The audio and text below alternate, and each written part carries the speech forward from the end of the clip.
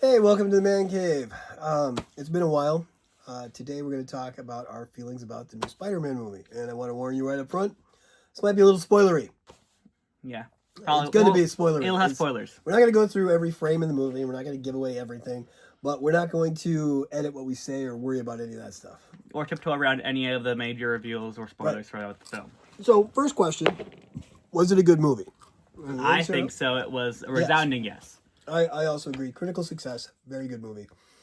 As to the levels of goodness and how much we like it versus other movies, that's an argument that I don't think we need to have on film. It doesn't matter. We both like the movie. We disagree on where it falls into the greatest of Spider-Man movie genre thing. But this was... It was very, very good. It was very easily the most emotional Spider-Man movie. Possibly, the most emotional Spider-Man movie that we've seen. I mean, we've seen Spider-Man be emotional, like when he was disappearing and Tony's like, I lost the kid. And he's like, I don't want to go, I don't want to go. And then, I mean, that was awesome. But this movie, I mean, there's ups, there's downs. When Tom was feeling, so are we. He is that good an actor. He's amazing. He's an amazing, amazing actor. I did want to address the one big thing that we've seen online is people saying, oh, they never should have had Sadie Sink hide who she is. They shouldn't have given her a gag order. That was a misplay on the promotional material. I got to disagree. I think not knowing who she was playing was fascinating. I completely agree. When she first appears in the film and we don't know who she is, and all of a sudden the power's being used, we're like, what the hell? What's going on? Mm-hmm. We never would have thought that if we had known who she was playing. Because who she's actually playing is traditionally a hero. Yes. And if people knew that name, they would equate her with a team, and they'd be like, oh, she's a good guy. So the stakes would have been very different. Yeah. The emotional stakes tying us to the first half of this movie, which might have been a little long, but that was tying us to the emotional stakes of this movie, the fear, the paranoia, the oh my God, who is this? What's going on? When the mystery is going along, we're on for the ride, and I don't think that would have happened if she had been named. Even if you didn't know who she was, like my wife is not this huge comic book aficionado or anything, but as soon as they said the name, she was like, "Wait, from the team?" I was like, "Yes," and so that clicked for her. And she's a fan. She's not an enthusiast like you and I are. She's a fan. And like random people from outside might not have recognized the name or put it together with anything, but that particular name has been with so many versions of that team that people would be like, "Oh yeah, okay." Yeah. I'm noticing that you're tiptoeing around. Well, I was trying not to be a spoiler, but I mean, really, she's playing Jean Grey, all right, and Jean Grey is a known member of the X-Men. Yeah. As soon as the name Jean Grey came up on screen, my wife turned to me and said, "Wait, isn't she an X-Men?" And it's like, yeah, and for her to remember that is a big deal. For somebody, a general person in the population, if they had said, "Hey, Sadie Sink is playing Jean Grey," and they would have talked about it, everybody would have, the whole conversation would have switched to X-Men, not Spider-Man. Like, when are we going to get X-Men? It would have derailed all of no one would talk about Spider-Man anymore. And, I mean, the thing was, a lot of people online were speculating she may have been Jean Grey anyway. Mm-hmm. But, I mean, it was, I was seeing theories about anything. I was seeing them all over the place. She could be Jean Grey. She could be Gwen in a wig. She could be anyone. Because anyone could be Spider-Man's daughter from another universe. Tobey Maguire's daughter from the multiverse. Yeah. There was all kinds of things. Everybody. She could be playing a one-time villain who dies in this movie. Right. And the speculation ran rampant. And that's what got people talking about this movie. So I think from a PR perspective, that worked. Yeah. And the thing was, if they had said she's going to play Jean Grey, then everybody would have been like, they would have dismissed this movie. Mm-hmm. And you know it. You know that's what the internet would have done. They would have dismissed this movie as, they're starting up the X-Men. Who cares? And that's exactly, and instead, this movie is on track to become the greatest selling movie ever. It's the second fastest film to get $1 billion. Right. It got it in 6 days, and Endgame got it in 3.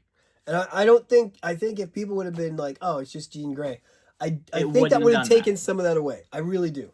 So, Marvel, I know you're taking, a lot of people are like, oh yeah, well, you shouldn't have done this, you shouldn't have done this, or the marketing was wrong. I disagree. And I hate disagreeing with that guy, Voss from New Rockstars, but he was like, oh no, they made a huge mistake and they should never do that. I'm like, No, he tends to forget that not everybody is in the same level that he is. Yeah. So, and I think it would have changed fan reaction. So I'm glad they did it. I really do think that it was a good idea. Mm-hmm. I mean, it had to be tough for her not to be able to tell everybody what she was doing and who she was playing, but I mean that just makes me admire her as an actress that much more, that you can keep that kind of secret, because that's a big deal. Yeah. And she did seriously help sell the emotional stakes of this movie. It was really, really good. But I mean, the scene where it's like, oh, is she a murderer? Is she not a murderer? I've seen the film twice now. I want to make sure everybody understands. I've seen it twice. We have both seen it twice. The first time I saw the film, I was like, I was a little bit more wishy-washy about my take on things than I am now. Now I'm much more solid in where I feel about this movie and how I feel about this movie. And Sadie Sink in particular. Because I've had time to digest some of what happened in the movie, some of the actions she took, some of the repercussions that could have or should have happened. And one of the things that I like, I saw something online and somebody made me think about something which really struck a chord with me. When there's two things really. Okay. At the end of the movie, when Peter's like, what happened? And Frank is like, she used her magic to help you. Mm-hmm. I think that idea is putting in place the idea that when she's inside of someone, mm-hmm. she can increase their tolerance to pain or wounds or damage. Mm-hmm. And that made me feel better about a scene earlier in the movie where so I know what you're referring to. I think that's why I'm okay with that now, because I was like, okay, I had time to digest. Also, I also think that part of it could also be her, what's it called? Not telepathy. Is telekinesis. She can move things with her mind. Telekinesis, that one. Yes. Where theoretically she could just do that to a dead body as well, and just like, oh, these organs are dead. But I can make them still function. I don't think she had the power then. I think the telekinesis, correct, yes, and the increase in her telepathic ability was the not gift from until, her sister yes, that happened when. Correct, yes. Yes. The end of I think that was really. I really like that idea that her sister lives on in her, and that mm-hmm. gift, because then she can feel what Peter's aunt was trying to say about the whole "we love you, you're not alone." I love that. There's still an aspect of her sister there. I thought that was really cool, especially with the hair tie-in. I thought that was really neat. I did like the other thing too, that somebody, I don't remember if this was on a Screen Crush video or on a New Rockstar video, but when Peter walks when he's leaving the hospital, yes, one scene, okay, and he looks at that little kid, and that little mm-hmm. kid goes like this, and he goes like this back. Yeah. Somebody said that's Sadie inside the little kid saying goodbye to him, because then when Peter walks off, that little kid's looking up at the window like nothing happened. Oh, I was like, that's interesting. I really liked. I don't know if that's like canonized or anything, I doubt that. But I hope canon. it is. I don't think they said anything. Because I really like that idea that was Sadie making sure he was okay, mm-hmm. and then saying goodbye to him, because then that little kid's looking up with everybody else, and at one moment it was just mm-hmm. those two sharing a moment. And it's to me, I kind of like that idea. So that's how I'm interpreting it from now on. And if that was Sadie, then Tom knew it was Sadie. But Tom can sense Sadie. Yes, I know. Then Tom knew it was. And that's why I really like that idea. Mm-hmm. I think that sells. That makes stuff like that will always be open. That makes so you can be like, well, maybe this was the director might comment on it later. In which case, if that's what the director meant, I mean, maybe, or even Tom could say, "This is what we were going for." But then, I heard something really interesting on another online thing. You know, when he's at Aunt May's grave, and he says, "You'll be happy to know that I'm not lonely anymore," or something to that effect. I'm not gonna do it by myself. But that was one of the first scenes filmed, and Tom ad-libbed that line, and then that line set the tone for how he was playing the character and how the other characters were reacting to him. It became one of the emotional centers of the film. That's very cool. And I was like, that is how well Tom knows this character. Mm-hmm. That is how much he is. And I mean, for all of you Tobey Maguire fans out there, I'm sorry, but Tom is Spider-Man. and he's the best. And he wasn't the first, but he's got that character so well understood that he can do stuff like that. I appreciate him in this role. I like this version of Spider-Man quite a lot. Quite a bit. He is definitely my favorite. Mm-hmm. And his movies are just wow. I really like that character. I really like 3 of them. All right. So, was there any disappointments in this film? I think for me, just the resolution of everything with Banner and Hulk. I loved how Banner was used at the college with the talking, and then like talking about the Inhibitor. I loved that. I loved the little callback She-Hulk with the Inhibitor on his arm. That was really cool. I love the Smart Hulk then appearing in Damage Control, being controlled by Sadie, or controlled by Jean. And then Real Hulk coming back out first time since Infinity War or whatever. Yeah. Yeah. So that was really cool. I just wish we could have then gotten more from Banner about Peter making the Universal Inhibitor. But right after that, we're seeing Hulk falls, Banner's like, oh, did I hurt anybody? Did I kill anybody or whatever? Taken to a hospital and is gone of the movie. Right. Which is fine, because there's only so much time you can use for every character. You can't make whole new scenes. But I would have liked to have like another interaction with that. Well. Because we know that when he gets taken away, now Damage Control has him. They were taking him to a psychiatric hospital, actually. The Damage Control was not the one at the ambulance. It was an ambulance took him to a hospital. It's just, I think he's going to be in custody. And who locks up superhumans? Not Damage Control. In this, they were all of the superhumans that he was capturing in New York. He said were being held. Tombstone's a superhuman. Yeah. He's Scorpion's not. Scorpion just a guy in a suit. But he does have the enhanced stuff with the suit. Yeah. But all of Spider-Man's villains that he'd been capturing were being housed at Damage. Yeah. They took Sadie. Banner's a lot more of a public figure, though. Yeah, I think it would be harder. Like I think it would be harder, and possibly some of the Avengers might be able to step in and say, "Hey," or whichever team of Avengers. I don't know which team he's on right now, or if he's officially a member of either. Mm-hmm. And depending on how public the X-Men, when they show up, will be, it could also be Sadie like publicly apologizing or saying like, "Hey, I did X thing," and then that would then exonerate Banner from doing anything. I did like that they had. The reason they picked Banner for this is we see people's lives being interrupted by metahumans here, or by superheroes, whatever. So they're afraid of the Hulk. They've seen the Rampage. They're afraid. And that's something you brought up an earlier Hulk appearance from back when he was in Iron Man, whatever. Iron Man 3, he just appeared in the cameo at the end credit scene when he's talking. Well, and he even says... He's like, I'm not that kind of doctor. But he says... After it was in Age of Ultron. Age of Ultron, when he's destroying that South African town. Yeah. And he says the world has seen the Hulk the way he is for the first time ever. But that's never addressed again. Nobody's afraid of him. There's no fear. Now, he's been unleashed in New York. We know he's lost his job. They talk about him cracking. They talk about him breaking. They talk about him, going. And we just saw Jean take over half a borough. This is where...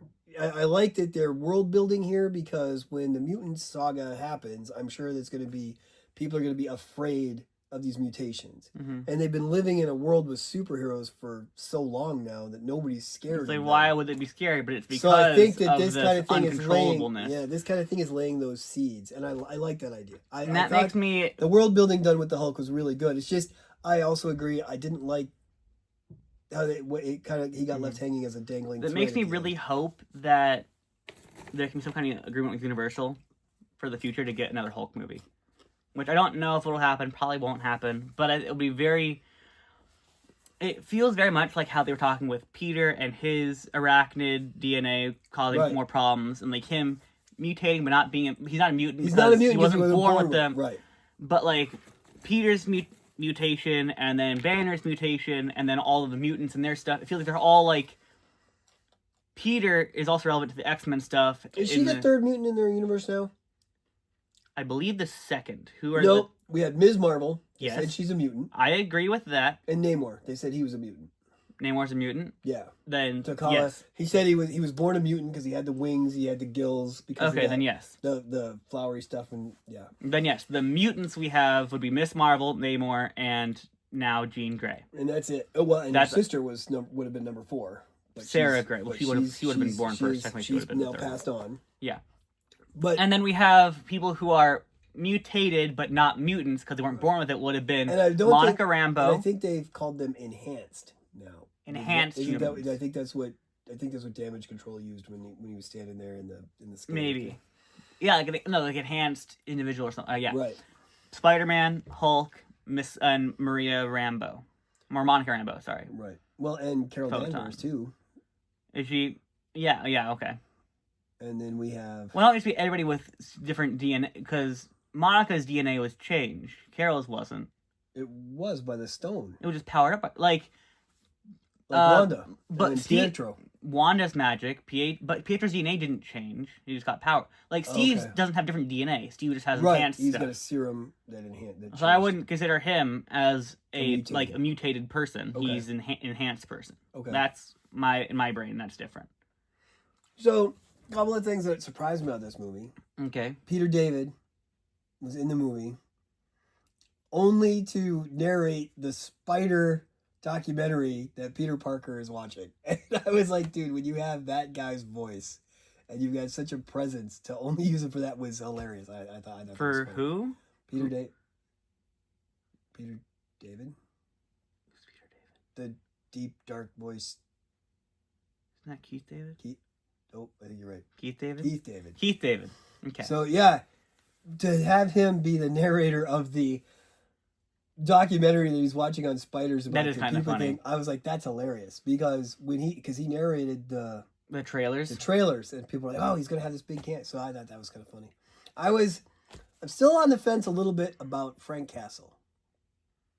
I'm not. I liked him, but I did not watch Punisher One Last Kill. And this, I mean, that was the last time we saw him, and he was in a really different emotional state. Mm-hmm. And was he around people? Yeah. Well, he was trying to remove himself. Really, was he around jokey people? No. Well, that's. But when Peter shows up at his house, he's like, "There's this whole." I understand that. I wish that they had done.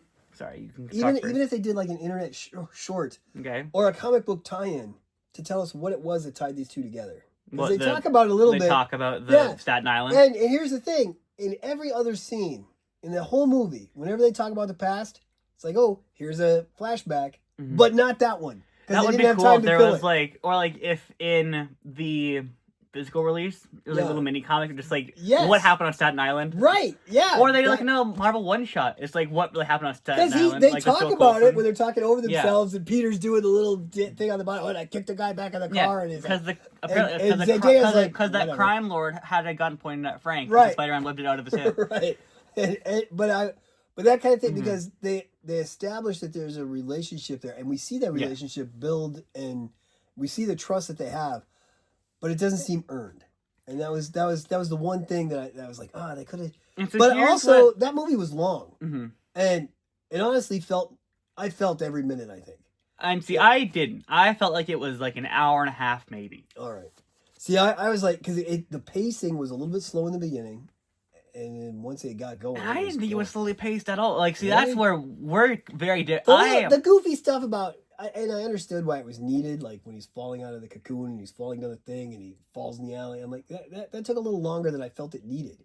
And the whole thing with them going to the house and crying in the rain and running. And I mean, I actually heard somebody. I think it was actually your little brother.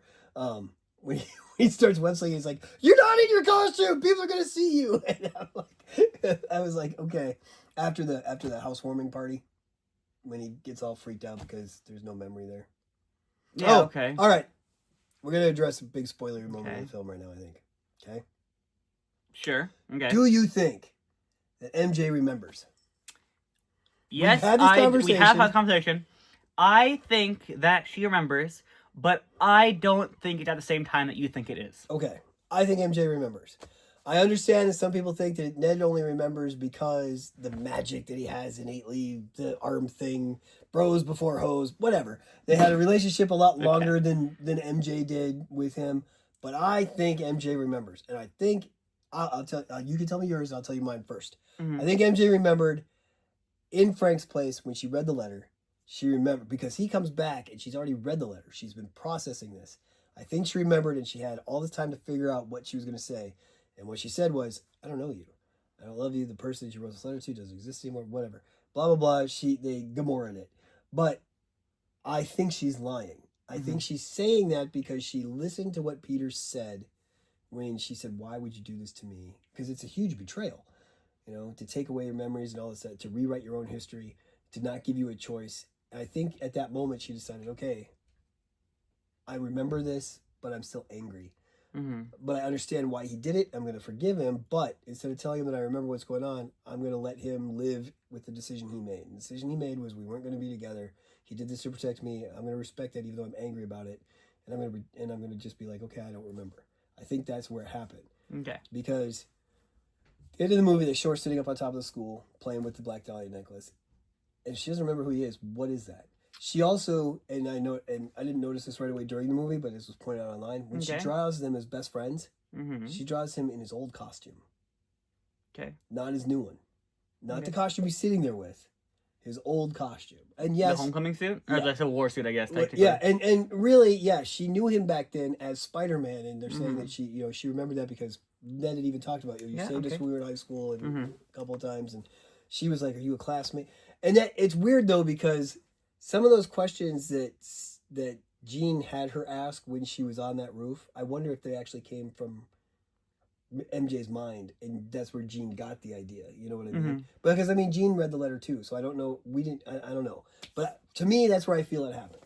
Because when she says, "Tell Ned, he'll handle it," it's because she knows she's handling it. That's what I got from it. I do think she knows. Couple notes. So first of all, if that was when she knew, and that's why, and the reason that you just gave is why she acted that way, then I do not see any world where she then, when they go back, and now Peter's decided to keep them safe, keep them out of his life, why would she then have gone, want to come up and talk to Ned? Because she wants to tell Ned. But as you just said, she's letting him live with his decision. If his decision is, I'm keeping it out of my life, then she wouldn't turn around and be like, let's back into your life. If she knew and then also told him at that point. I don't think that's when she knew. Because if you go back to Homecoming, and we know from Homecoming, or not Homecoming, we know from Far From Home, that she had a crush on him, because he had a crush on her for a while. We knew that she had a crush on, that's why she was obsessed with him in the Homecoming. Right. Not because she's Spider-Man, not because knew that. She admitted that. Because she had a, yes. So they liked each other before they got together. Right. So, but if you go back to Homecoming, the first time they interact, I believe, is at the cafeteria. And he's like, wow, you two are weird or whatever. So it's her observing those two as friends. And then the next scene I think is when she's in it, is detention when she draws Peter. And it's like a montage thing or whatever, and it's like him being depressed or sad or whatever. So the first times that we see MJ, it's when she's watching Ned and Peter, and when she's drawing Peter. So I think she remembers after she draws Ned and Peter, and then when she's like, "You really do look like best friends," that's her remembering. Okay. She's just not going to say anything. And that works too, but I think that I do think that she knows by the end of the movie. When she reads the letter and she sees how much he's struggling and how hard a time he's having with nobody in his life, and even when she is talking to him between the curtain and she comes out and she says, "That's not what I see. I see you're a good guy." And then she reads the letter, which enforces what that is. I think that as hurt as she was, and she wanted to make him not feel that crutch or that burden of her being his love interest who he has to protect all the time. But I think she saw how much he needed a friend, and that's why she invited him up to talk to Ned. That's where that fits for me. Yeah. So, we both agree she knows. We could be both wrong. Most of the internet seems to think she doesn't know, but I think they're wrong. I think she knows. Here's also the thing. I'm also going to use context clues from just outside of the film. Right. They are married. Yes. And they're not going to be a Spider-Man film without MJ in it, I don't think. True. But they can still be friends. In the comics, there's a time where they're friends. In the comics, everybody switches who they're dating and or married to every 20 issues. Well, so that's nothing. Peter, they're other than the clone crap. Who has a healthy relationship in the comics? Be completely honest right now. Aunt May and Peter. That's not a romantic relationship. I would hope so. You said a healthy relationship. Who has a healthy romantic relationship in the comics? Ugh. Nobody. Yeah, I don't think nobody. Really. Scott and Jean, maybe. Doesn't Jean cheat except for Madeline Pryor is her clone. It's all screwed up. Yeah. So again, because they don't exist because it's not interesting and engaging for the readers when they need to chat when there's an issue every 20 minutes. Yeah. So they need to change that up more. The movies don't need to have emotional relationship drama every time because then that gets boring for the audience. Franklin Richards, Sue and Reed's kid, is also a mutant. Established. He was born with his powers. Does he count as a mutant in the comics, though? Yeah. Oh, he does? Yeah, he's like one of the way powerful mutants. He creates worlds and stuff. I know he's like Omega level because he can rewrite all of reality. Which means he's a mutant. Omega level to power scale. Yep. I don't know he counts as an actual mutant. Those levels, the alpha, omega, all that stuff, that only counts for mutants, not for. I didn't know I didn't know that he counted because he only because he was born with his powers. That makes him a mutant. Only because both of his parents were they got mutated. Yeah. He is a mutant. I also didn't think about them film at all, so I guess all four of those would be mutated people. You also didn't see it. No, yeah, they're all mutated because I didn't watch that movie yet. You weren't missing much, but it's going to be important for the next film. Yeah, I'll watch it at some point. I don't think we don't own that one yet. I think we do. Oh, okay. Pretty sure we do. I think it's not a Disney Plus. It'll be on the list of stuff we gotta get. But so we've talked about the three Marvel characters that are not Spider-Man characters in the film. Okay. So any other things you want to take note on or anything? Did we talk about Black Widow? We didn't talk about her at all. That wasn't one of the three. Okay. That's the fourth one. I guess we didn't talk about her at all. I forgot that. I forget she's in the film. I think if there was an unnecessary cameo in the film, it was her. I understand why they put her in there because she had such. She is more important for the audience than she is for the story. I agree. Because she is very important for the audience, because very few people saw that Thunderbolts. Unfortunately, because it's an amazing movie. The sarcasm that she has with Peter about his emotional state is important because it helps us focus on that emotional state. So I agree. She is there for a tool for the audience, and I think it was a tool for the audience to expose Peter's feelings, and also so that we understand that she's the Avengers. Because Thunderbolts, unfortunately, even though it's an amazing movie, not a lot of people went to see it. Right. And it was interesting because they used her as the emotional person, the emotional sounding board almost for Peter's thing with the audience, and that's the same role she played in her movie, in the Thunderbolts. She was the emotional center of the film, that was a great mental health movie, besides being a superhero movie. I love that movie. I think it's amazing. Yeah, I've watched it several times. Yeah, and then that's where we start to differ, because I think that movie might have been even better than the Spider-Man movie, but a lot of people are going to disagree with me on that one.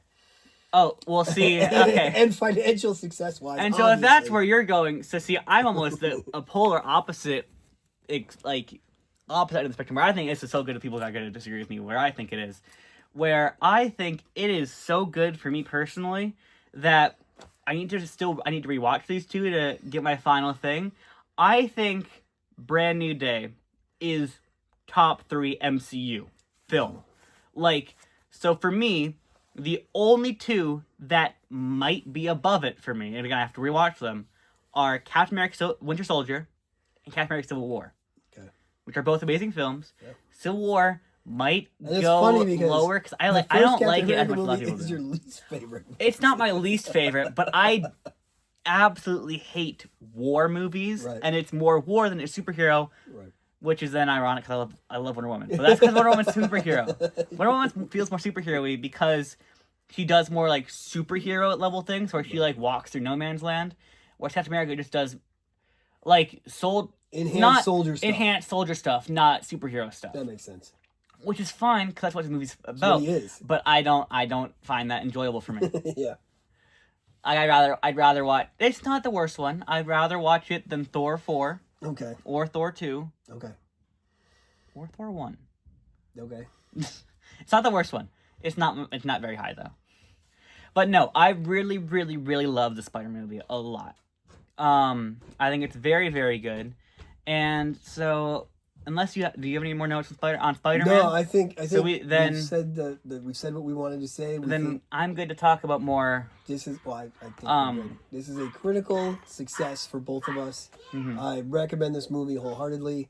Do you want to talk about anything coming up with Marvel as a whole? No. We can do that at another time. Some supposition for where it's going to go from here. Because We really don't know until Doomsday. We have big announcements coming in D23. Right, but I'm trying to stay away from those. I still have not I haven't watched. I saw the trailer for Doomsday in front of Spider-Man. It's the only one I've seen. I'm not talking about I don't wanna Doomsday. know I'm talking about what's going to be revealed about X-Men. Until Or the X-Men movie. Right, until we At see D23. Until Doomsday and what's the last one? Secret Wars. Until Doomsday and Secret Wars happen, Marvel Universe for everything else is kind of on hold. Even the stuff they set up in this movie, which is why I was kind We of have upset release about dates Hulk. for some stuff, though. But it's all after. Yes. That's what I'm saying. We don't know where the universe is going to go. We know where it's going to go. We don't know what's going to be. There's going to be some sort of reset. We don't know Yes. who's still in it. We don't know who still counts. We don't know what we know still counts. Shiori. We know Shiori and M'Baku are Right. We are know going to be in Black Panther. We know Black Panther's kind of is stabilized. We know Black Panther with a new 3. Black Panther. We know Ghost Rider is going to happen. I don't know if we can say that. There's an actor. There's a release. There's a We release know year. they want Ghost Rider to happen. But they wanted Blade to happen too. Was there a director for Blade? Yes. Was there a release year for Blade? Yes. When? They announced both of those things. Then Blade's release date got pushed back and the director left. Then they got a new director and then he left. And then they got more pushed back and more pushed That's back. because their actor was too old in the first place. Wow. That's I'm brutal. Mahershala Ali, you think he's Yes. too old to be Blade? Yes. Okay. He's in his 50s, I think, or his 60s. He's okay. for sure at least 50. I don't know. I Okay. think he's too old. Maybe, I think when I looked in and when he was first announced it was like 2016, then he would have been fine. He would have been fine in 2016. And he Ryan, would not have been Ryan fine. Gosling isn't aging yet, so He would not have he been fine should be good. now. And it's fine to have a newer hero be older, that's fine. But for somebody like Blade, Right. who is Immortal. extremely it's meant to be immortal, so would be around for a very long time unless they get killed off, which you wouldn't kill off a new hero in their first movie. And We are, because of the year we are running in, yeah, I think you're Mm-hmm. right. We're running into struggles with aging out actors and things like that, which is why I'm like, I'm not sure anybody's safe. Mm-hmm. We see that, I mean, RDJ is coming back for Doomsday, as Doomsday, not as Captain. As or, Doom, not yeah. as Iron Man. As Or Doomsday. as Doom, right. And we see that Chris Evans is DC coming back. crossover. That'd be But crazy. Chris Evans is coming back not as Captain America, because Captain America is still going to be Sam. Sam Wilson, which is interesting because, I mean, maybe they'll make Captain America Nomad, which would be cool. He's coming back with a new moniker. That's what I mean. Yeah. Nomad. Maybe that'll be announced at They've D23. already used Ronin. Mhm. You know, that was Hawkeye. Who, and again, Jeremy Renner's not going to go back into a Marvel movie. He was willing to, but he's not He was, anymore. he was willing to be in the Hawkeye season 2, but which they canceled that. I mean, almost the only TV show that they're still keeping going, I think, is Daredevil. And My Friendly Neighbor Spider-Man. That's animated. That's still a I mean, TV show. actual television Marvel TV, not the animated. Because Vision X-Men Quest. 97 is still Vision Quest is supposedly done and coming out, and that's the last of that trilogy. They said. Yeah. So, and we've seen the posters, so we know that there's a lot of people who are coming back for Doomsday. But after Doomsday, we don't know what's going to happen. After if they Doomsday, reset the yeah. world, or if they reset the universe, everybody could be recast as somebody else. All we know is that after Doomsday Secret Wars, we have Black Panther 3, Ghost Rider, maybe possibly with Ryan Gosling That's and the- Sean Levy that's as the the hope. director, Yeah. as the hope. And then an X-Men film Right. from Marvel, also supposed to come in 2028. Yes. And then, the and we know cast that the big mutant saga thing is going to be what's pushed. and the cast will be announced at D23, Which and that's hopefully what will- I'm excited for. Hopefully, will include. And that Sadie should Sink. include Sadie Sink. I looked into I hope so. according to Google, so I don't know how reliable this information is, but according to Google, when I looked it up, her contract was for a 5-film contract with Marvel, Right. not And with we're- Sony, with and Marvel. we're fairly certain that that does not include Doomsday. She has not been announced for Doomsday. And it'd be pretty tough because Doomsday's being. I mean, she was just in this. and- Even if she was, Doomsday is one, she still has 3 films after that. So even if she is in Doomsday and Secret Wars, she cannot die in those films because she has 2 films following that. Or if she does die, she'll be in a cameo scene like Aunt May in this one. That's not part of your contract, is it? Marissa Tomei had to film new scenes for this movie because of aware. the flashback. So she Is was, that Yeah, that's she. This was a Marvel movie she was in. I That know, would count. if I have like a 5-movie contract, does a cameo in one scene count as one of my Every films? time they use you, yeah, Oh, yeah, that's how it works. I feel like that sucks. Because it's that many movies are what you're going to be in. You're not guaranteed to headline in them. Not necessarily, but I feel like that sucks if you get one scene up there's your contract's done, problem solved. Well, but, you know, and that they're just you're honor your contract bound to go and do what they need you to do when they need you to do it if you sign those contracts. That's why they're having problems with a lot of film studios are doing because people don't want to sign on for a decade-long commitment. Yeah. So, but it's interesting. Where Marvel's going now is going to be really, really interesting because we've had this great run. Mm-hmm. And then it got a little maybe mediocre near, and now it's back, I think, to its greatness. I think, like you said, I think Thunderbolts was amazing. Captain America was a little less than I would have liked. And the Spider-Man movie was, even if it's not my favorite Marvel movie, it's still an incredible movie. Marvel's always had up and downs between their films. I don't think they ever had a real low point. I don't even think. Even post-pandemic, where they had Black Widow, which I liked a lot. I thought it was good. Eternals, it wasn't great, but then Eternals Shang-Chi was amazing. Shang-Chi was great. And then they had what? Then they had like the Marvels. That's That kind was, of meh. And then they had like Guardians 3. Guardians 3 was amazing. Yeah. Deadpool Wolverine, which I haven't watched, but I've heard it was amazing. Ant-Man 3 was kind of meh, but it wasn't bad. I still feel like Deadpool and Wolverine is more of an X-Men universe type movie than it is a Marvel universe. Marvel released it, not 20 I know they did. And he was talking to Happy I get the whole thing. It just and the TVA, all that stuff. It was Marvel stuff. It just feels more like an X-Men movie than a Marvel movie right now. Okay. Maybe Doomsday will change all that, and then or at least what's not Battle World? It's Secret Wars. That might change that because I'm sure he's got to be there. You can't. You don't have Ryan Reynolds as Deadpool and then you do this multiverse thing and not use him. And then Ant-Man 3, which was fine. Wasn't great. No, it was. I disagree with everybody who said that they should have killed Ant-Man. I'm glad they did. Captain America 4 was good. I thought it was good. I thought it was good. It wasn't great. It wasn't amazing, but it wasn't bad. It was not bad. I like Fantastic Four. I heard was good. Didn't watch it though. That one, it was all right. But I didn't like that we had. It's a movie that is off by itself somewhere because it's another universe. It's kind of like the old X-Men films, and that's what it felt. They're another universe that's going to be in play because of Doomsday. But if they really wanted to do multiverse stuff, they should have been doing that all along.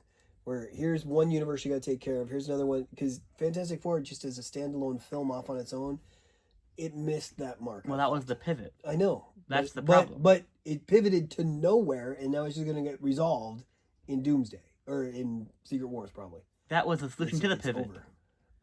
That's why Ant-Man 3 has like this kind of is bad because they dropped the Kang. Well, yeah. They dropped Kang instead of recasting, which would have done. That Spider-Man cartoon, Your Friendly Neighborhood Spider-Man. Didn't watch it, but I know about it. In high school, and it's a whole different universe.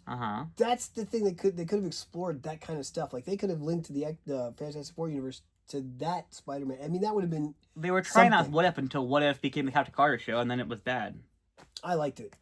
I liked that season too. I watched seasons 1 and 2. And the fact that Captain Carter's coming back into live action, or you not know Captain that. Carter, but the actress. Yes, I don't know her Haley name. Atwell as Captain Carter. She's not as Captain Carter. We don't know that. Her rank was captain. So no. It was. She was not Captain Carter in Captain America: First Avenger. What was her rank then?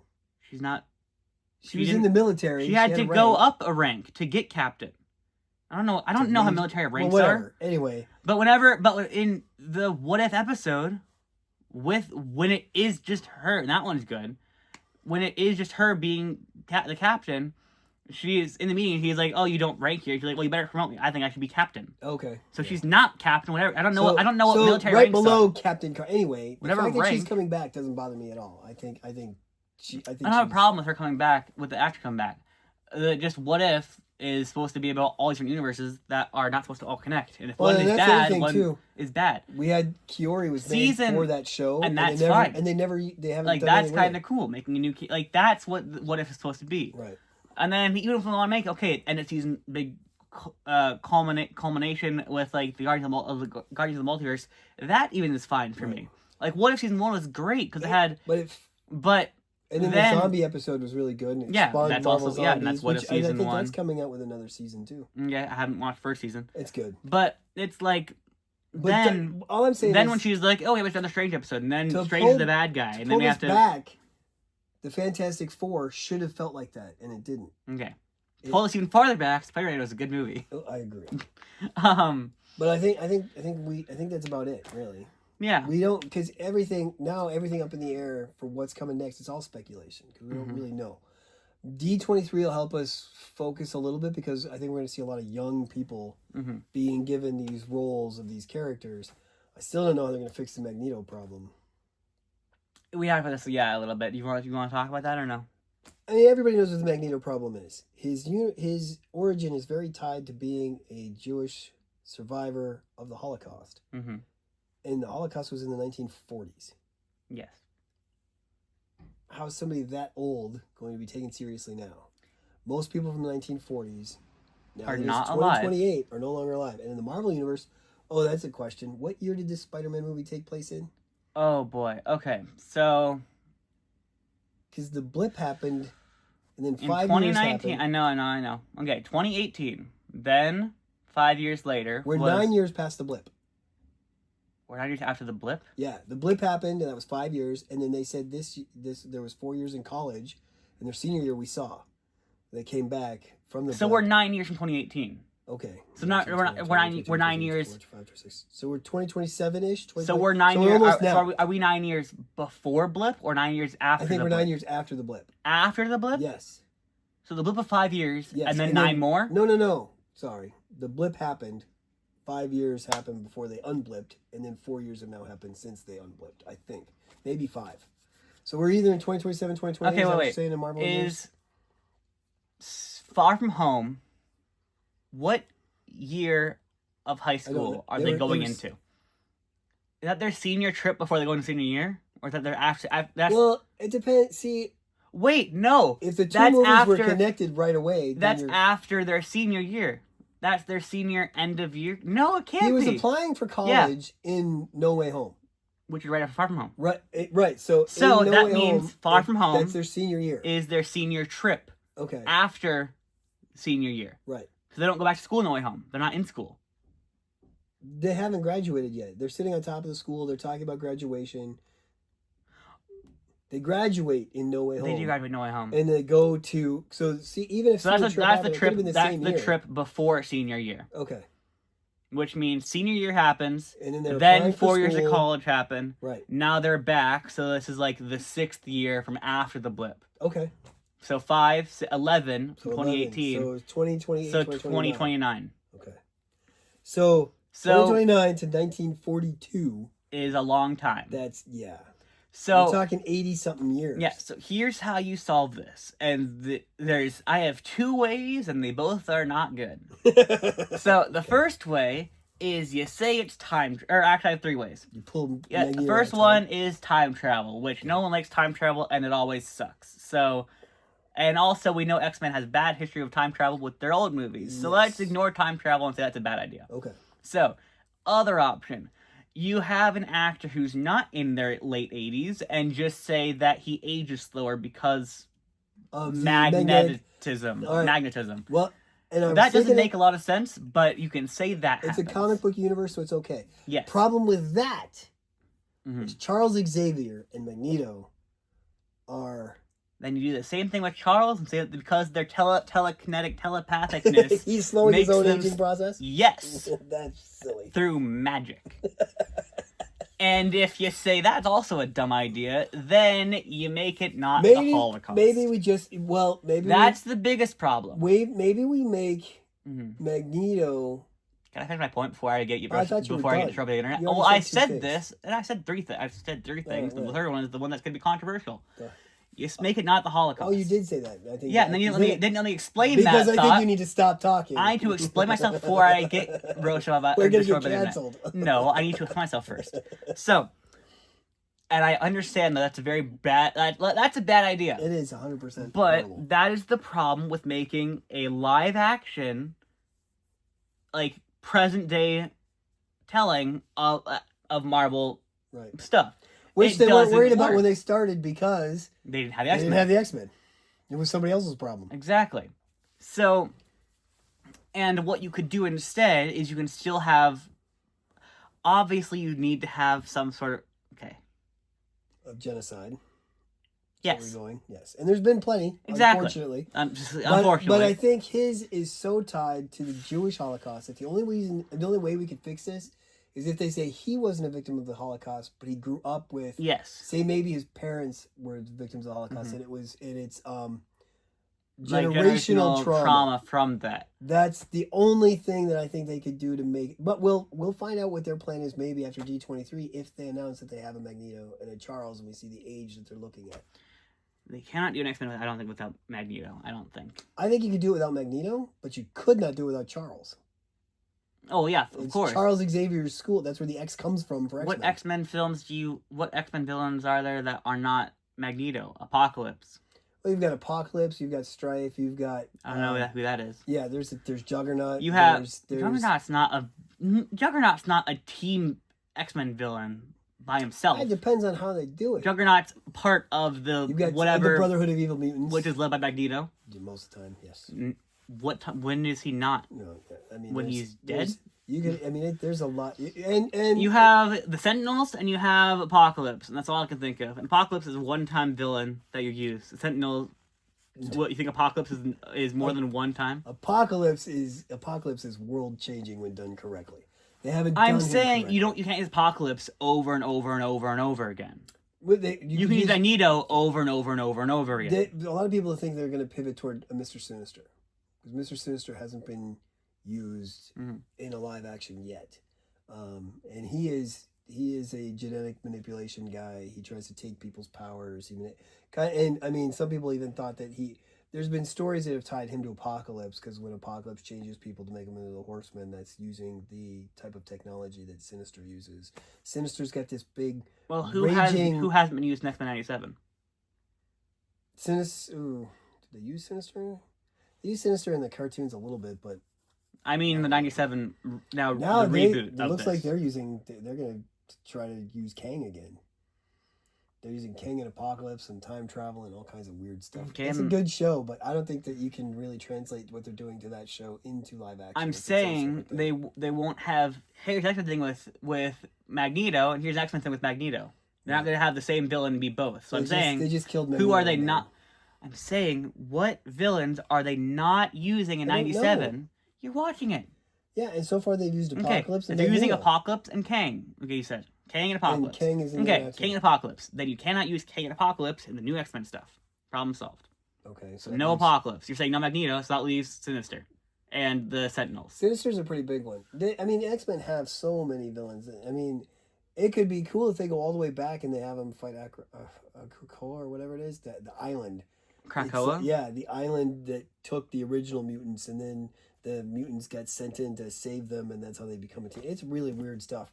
But what's confusing now is their Jean Grey is a teenager. Okay. So that means everybody's getting cast down younger. Jean and Scott are going to be teenagers, presumably Rogue, Storm. Are we told Jean's age? She's a contemporary of Peter, so she's early 20s. Are we told Peter's age? We know that Peter is 4 years out of high school. So he's in his 20s? So he's like 22. You graduate at 18. Then you have 19, 20, 21, 22. Okay. Yeah, that's what I just said. Sorry. So yeah, so she's no older than that. Yeah, okay.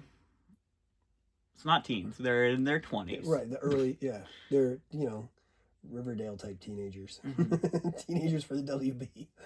Well, no, maybe they're not old enough for that yet. But yeah, that's the kind of... So we're looking at a younger... And that's the thing. You can't say they're teenagers because everyone got mad at Stranger Things because they're not teenagers anymore. That's what everything got mad at. But then they could still pull in. They could still pull in some teenagers. Like Jubilee is supposed to be a little younger than the rest of them. Rogue, in the last grouping, was younger, even though she was older in the comic. Who knows? So I'm saying the speculation. They'll probably try to do. But I think that's all for another time. Maybe after D23's announcement, we'll do something. We can do like a little video on it. So our next video is our live stream that we're doing. We will have a live stream tomorrow. We're looking around 4 o'clock. Around 4 o'clock Central Time. Yes, our time. Okay, yeah. Then our time, Central Time. And we'll talk about our Gen Con. Now that we're back and we're relaxed. We'll make a reminder. I'll make a reminder post on our channel as well. We'll go over all the stuff that we got from Gen Con, and we'll talk about our experiences and what we thought. Feel free to join, talk, and do what feel free to join in and say something, make some comments, tell us about your Gen Con. Well, we don't want to go any more off the rails than we already have on this movie. On this movie, yes. So sorry. Final thoughts. Spider-Man was amazing. 9.7 out of 10. I'd give it a solid 9.5. I think it was that good. So you hold a lot of MCU very, very high. This is definitely a critical success. I think a lot of the MCU movies are very good. This was a very, very good Spider-Man movie. And I put Spider-Man in there because Sony does the Spider-Man stuff and Marvel does its own stuff. And this has always been kind of tied to the Marvel universe, but not really a part of it. This one seemed more a part of it than many of the other Tom movies, just because of how, I mean, we had the Hulk, Bruce, almost as two separate cameos. We had the Punisher, we had you had Bruce, Smart Hulk, and Hulk. Right. All... So this was very much the Marvel-centered New York, but there was stuff missing, and a lot of that was from the TV universe. Where the hell was Daredevil? It really bothers me. I mean, when Spider-Man's going through that sensory overload, according to you, he's in prison. And is he still in prison? I mean, if they're giving a vigilante the key to the city because it's a new mayor, then what happened with the stuff, the legal ramifications from when Daredevil went to prison at the end of his show, where when Fisk was gone, and I mean, there's a lot going on. What happened to the Sokovia Accords? I think somebody said something about bringing them back at some point, which means they must not have gone through, or they're not being enforced. I don't know. I mean, the last time I think I mentioned, they were mentioned in Ant-Man 2. Our big problem is we have, I mean, a lot of the government stuff, were they disbanded after the blip? The laws, because, I mean, how much control does Damage Control really have? Is Damage Control collecting metahuman or superhuman or enhanced human, whatever they're calling them?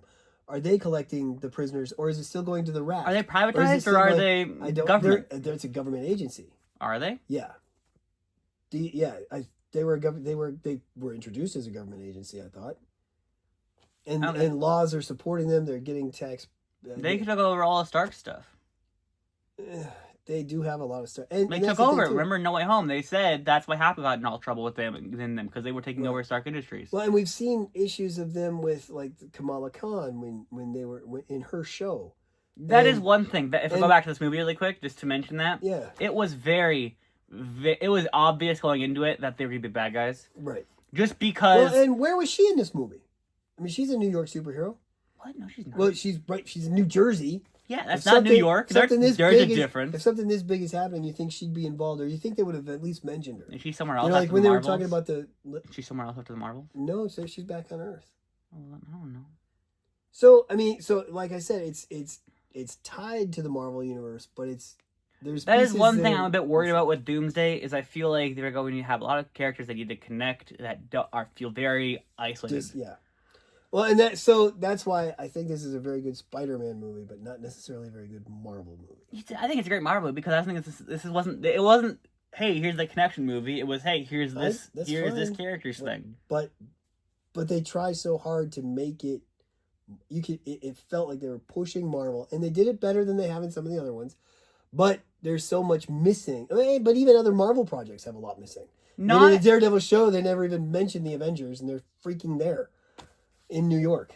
Well, that's an argument that's always existed. And it will. If you're going to tell me that you have a universe that is all united, then freaking mention it. United. Iron Man 3 doesn't mention Thor or Captain America. Thor doesn't mention anyone else. Thor happens in space. Who cares? Thor 2 doesn't mention anyone.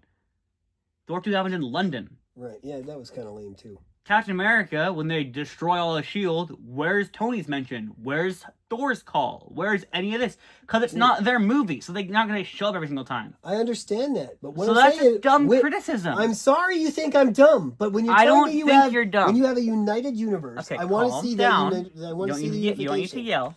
I want to see the unification. When you're telling me you're unified, that was the whole point. And now people are saying, oh, they can't do it because it's their own movie. Well, fine, but we wanted this cinematic universe that was tied together. So you have to, I think, show those ties, especially when every single freaking superhero in the Marvel Universe is hanging out in New York City. You cannot expect every movie to be a team-up movie. I'm sorry. That's a team-up movie. You just asked, where are they? I want it mentioned.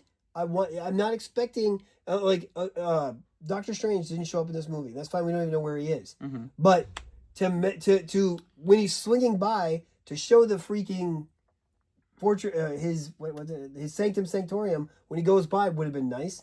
In the last Spider-Man movie, they hung out there. He went there. We know he knows where the guy is. Yet when he's like, "Oh, I know who I can go and ask," He goes and asks Yelena, where did that relationship even come from? That kind of tie seemed a little forced. When he first said, "I know somebody I could ask," I was like, "Oh, maybe we'll see Stephen Strange in this movie." Nope, we're gonna go see Yelena, and it's like, oh, okay, but how did that happen? You know, that's what I'm saying. If you're gonna tie it together into this big massive universe, then I want to see that those universal ties are still there. You know, but you don't want those ties to then feel forced. You just said that the tie to Yelena didn't feel forced. In certain comic books, when the Avengers mansion is being utilized, or that you might see the X mansion off in the distance. That doesn't mean that you're going to see an X-Men character, or that but I mean, even in the newsreels or in the stuff where it's like, New York City is safer than ever thanks in large parts to Spider-Man. Well, what about the other heroes that live there? The other heroes that are doing stuff, like the Avengers live in New York. And I get that Yelena said small potatoes versus big potatoes. That made some sense. But to not addressing, and I mean, we never did. He didn't even, when he's spinning around New York, we don't see Avengers Tower anywhere. He only sees Yelena at the bathhouse. Which, again, I get it, but it's those types of things that make it, to me, feel a little bit removed from everything else. That's all I'm saying. Was it a good movie? Yes. Do I recommend it? Yes. I feel it was a critical success, 100%. It's a great Spider-Man movie, and it's a good Marvel movie. And I'm not arguing. You asked for my take, that's my take. I think it's a great movie. I think it's a great movie regardless. I feel like you're arguing for two opposite points. So we're going to be done with that. We can always talk separately off camera about anything else. I think it's a great movie. He thinks it's a good movie. Let us know down in the comments what you thought of the movie. I thought it was amazing. Reminder for our live stream tomorrow, and I will give you guys all an update again tomorrow about later in the day for what time it will be. That's all we have for today.